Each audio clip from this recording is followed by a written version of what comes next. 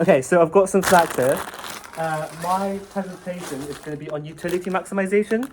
So what I want you to do is, when I come around, I want you to either pick a Biscoff or a Maryland, okay? Which one do you want to have? Yeah. Okay, so my presentation is all about economic choices. I'm going to be using Lagrange functions. So what is Lagrange functions? Well, to first consider that, we first consider utility maximization. Well, what is utility? Utility is the benefit that you receive when you consume a good or service. The satisfaction that you receive when you consume a good or service. So that's things like your pizza, your cookies, or even things like maths lessons, because they're services. Oh, no! Oh my gosh! And clearly from the diagram you can see that the utility you receive from maths lessons is infinity. So that's all about my presentation today. That's right. So in real life, we make economic choices all the time. We decide what goods we want to buy, what we want to consume, and this presentation is all about how we can maximize the benefit that we receive when we do that. So the first bit is the Lagrange, and the first bit, u of x, y, is a utility function. And I'll show you what that looks like in a second. But it's a way we're going to use to calculate utility. And then the second bit is called our budget constraint. So this bit here is our budget constraint. Because, so I'll tell you what x and y is. X is the number of good x you're going to buy. So if x was, for example, Biscoff, x might be 7, meaning you're going to buy 7 Biscoff. And that's the same for y. This here is called our budget constraint, because in the real world, you have a budget, you can't buy unlimited goods and services. So that's why we have a restraint. So M will be our income. And then we've also got P of X times X. Do you mind if I use one of them? So this means the price of X multiplied by the number of good X you're going to buy. So if you have a demand and supply graph, where this is your price and this is your quantity, imagine this would be your P of X. This is the quantity you're going to buy X, and this is the area in which that tells us the amount of money you're spending on good X. Because you've got the price of X multiplied by the quantity of X you're buying. We've got the same here. So that looks like that. So the price of good X, price of the good or service multiplied by the quantity bought. And then we've also got this little sign lambda, which is the margin utility of income. So it tells us the extra utility you'd receive if your income increases by 1. But it also acts as a punishment. So it punishes the consumer if you go over budget. And we'll have a look a bit more about that later. So it looks a bit daunting right now, but it will make sense in a moment. So imagine this is the question. We have this utility function here. We've got the price of good x and y, and we've got our budget here, m. So the question is, what values of x and y, aka what quantity of good x and good y, do I need in order to maximize my utility? So here we've got u of x, y. We've got x to the power of 0.5 multiplied by y to the power of 0.5.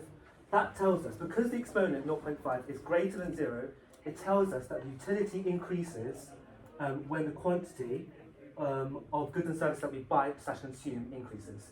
So when x or y increases, utility increases. And you can see that exponent 0.5 is also less than 1. So that means, and that corresponds to the idea of diminishing marginal utility. So that means every extra unit that you consume gives less and less additional satisfaction. So for example, if you ate 3 pizza slices, and then you increase that to 4, you gain some utility. But if you had, 20 pizza slices and you increase to 21, you'd still gain some utility, but you'd be gaining less utility. You'd be gaining less satisfaction as you did when you increased from 3 to 4. So if we have this utility function here, u of xy equals x to the power of 0.5 times y to the 0.5, can someone tell me that if we buy 10 of good x and 10 of good y, how much utility would we gain? Tanish? Would we gain 10? Exactly, because if we input the square root of 10, multiply the square root of 10, we get utility equals 10. what about when x equals 1, but we buy 100 of y? What do you think the utility would be? Aaron? Yeah, it would still be the same 10. But here you can see, here we're consuming 20 goods. Here, we're consuming 101. So both of the consumption of these goods and these goods lead to the same amount of utility. But here you can see that it's much more efficient because we're buying fewer goods, and therefore we can adhere to a budget more easily. And we're going to have a look at that budget now, I think. Yeah. So we have the price of X, good X, is £2, and the price of good Y is £3. So the amount of money spent on good X is 2x, because we're having the price, which is 2, multiplied by the quantity, so that'll be 2x. And the amount of money spent on good Y would be 3y, because it's 3 multiplied by y. So I'm going to write that like this. And of course, our budget is 120. So that's what it's going to look like. 2x plus 3y equals 120. I'm going to rearrange this. 120 minus 2x minus 3y equals 0 here. And now I'm going to just input all my values. So Lagrangian equals u of xy plus lambda. Our budget is 120 minus 2x minus 3y. And you can see that's identical, that budget constraint is identical here. And then one last thing before we get to the actual maths. What happens when we don't follow our budget? So if we overspend and we go over our budget, what happens is this 120 minus 2x minus 3y actually becomes less than 0. Because if we exceed the values of x and y that we can input, then it will go below the budget, 120 minus a greater number that we're spending, and that becomes less than 0. And therefore, when we multiply it by lambda, our Lagrangian decreases. So this, like I was talking about earlier, lambda actually serves as a punishment for when you consume outside of your budget. So that depicts something that is not feasible. When we underspend, 120 minus 2x minus 3y y would be greater than 0. And it might initially seem like a good thing because this bit will be positive. So when you multiply it by lambda, it will become bigger. So it looks like utility is increasing. But actually, when we underspend, our values of x and y decrease. So the quantity of goods x and y that we're buying decreases. So therefore, so does our utility. Because remember, if we decrease the values of x and y, our utility decreases as well. Okay, so we're going to find the quantity of goods in x and y that maximizes our utility by using partial differentiation. So partial differentiation is using our derivative with respect to one variable whilst keeping all of the other variables constant. So I'm going to do dl over dx, which would equal let me change this. Should be x. If we differentiate the Lagrange to the different with respect to x, we're going to keep y constant. So that's going to look like that 0.5 from the x is going to come down. A half x minus 0.5 multiplied by y to the power of 0.5. So this bit has stayed the same because it's stayed constant. And then obviously from here, we've got minus 2 lambda x, so that x is going to disappear into minus 2 lambda. Let's do the same with d over y. d over L over d over y. Someone want to tell me what that would be? Then we go? No? Okay. So if we differentiate y, that 0.5 comes down, so it'll be 0.5, x, the other variable remains constant, so it'll be 0.5 multiplied by x to the power of 0.5, y, and the power comes down. So that'll be 0.5, well, let's change that to 1 over 2. 1 over 2, x to the power of 0.5, and then the power reduces by 1. And then we've got minus 3 lambda y, so that y disappears. If we do the derivative of dl with respect to lambda, This is going to be our last one. This bit is just remaining the same. We get rid of lambda, so it'll be 120 minus 2x minus 3y. Does that make sense? Does anyone have any questions? Yeah, Alex? What happened to the y on the top one and x on the middle one for the lambda function? This one? The one, yeah, that one. What happened to y? Yeah, the p. Yeah. Yeah, that. So when we expand that, that'll be minus lambda 3y, right? If we're doing that, you're talking the first one or the second one. If we do the first one, we're doing it with respect to x, aren't we? So minus lambda 3y is just a constant, isn't it? So when we differentiate that with respect to x, that will just disappear. Does that make sense? So it's the same thing that's happening here. When we're doing it with respect to y, we've got minus 2 lambda x. So if we're doing it to the respect to y, it just disappears. It's a bit like if we're differentiating 3x plus 2. If we're differentiating that, it will just be 3 and this 2 disappears. Does that make sense? So that's what we're doing here, the 2 disappears. So we've got our 3 equations, and now we're going to, because we're maximising it, we're all going to set it to 0. So it's a bit like our differentiation topic that we did. We're going to set all of these equal to 0, because we're maximising it. We're finding the maximum point. So let's call this equation 1, and we'll call this equation 2. I want to get rid of this lambda, so I can do 3 lots of 1 minus 2 lots of 2.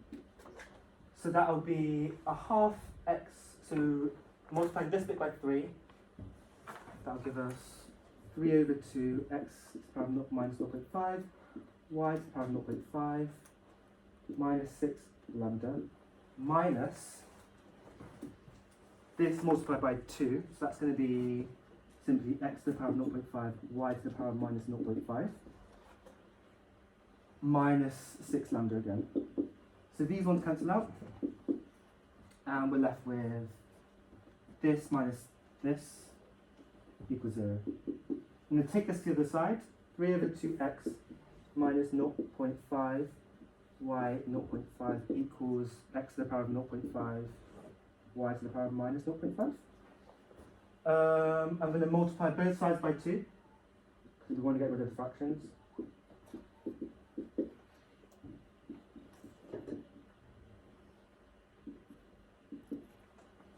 I'm going to represent this, so this would be 3 over square root x multiplied by square root y, so that would be 3 square root y over square root x. Does that make sense? Yeah. And that equals 2 square root x over 2 square root y. So essentially what we've done here, we've formed 3 equations and we've set all of these equal to 0, because what we're doing is we're finding, we're maximising utility. Utility maximisation, we're finding the maximum points, we've all set it equal to 0. We've got 3 equations now. I just rearranged it to get rid of lambda, and then now we're left with this. We multiply both sides by square root y and both sides by square root x, we get 3y equals 2x. I'm going to substitute this back into the third equation, 120 minus 2x minus 3y equals 0, I think. Yep. That means that 120 minus 2x minus 2x equals 0. That's minus 4x equals 0. Bring the 4x over.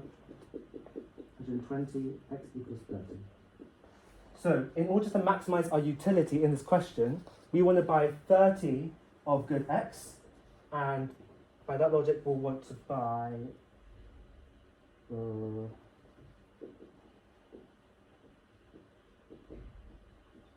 20 of good y. So, if we plug this back into our equation just to check if it makes sense, if we buy 30 of good x at price £2, that will be £60 we're spending on good x.